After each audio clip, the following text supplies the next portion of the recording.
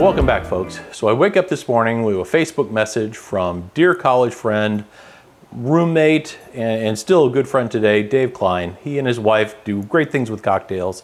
It's fun to watch them and interact with them. But he said, we want you to make a Rob Roy. All right, so Rob Roy, simple cocktail. It's been around since the 1890s, and it's a simple drink. But we got Scotch, this is a blended Scotch we're going to use, and red vermouth, and then bitters. 3 ingredients. Remember, those are the simple things we like to do. So we're going to have 2 ounces of the Scotch, 3/4 of an ounce of the vermouth, and I'm going to make this in a mixing glass with ice in it. 3/4 of an ounce of this. Whoa, way too much. That's better. 2 dashes of Angostura Bitters. Now these are Angostura Bitters, but this is in a Whiskey, you know I love that brand, bitters bottle. 1, 2. Great, great control over that, works great. So then we're going to stir it up.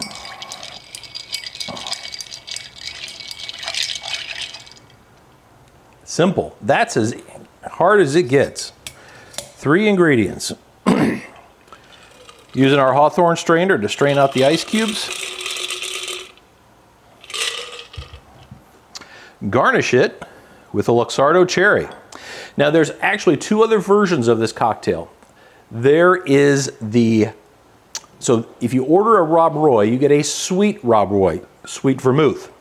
You can also order an extra dry, which uses the extra dry vermouth, or you can order a perfect Rob Roy, which just changes the proportions of the Scotch and the red vermouth to equal.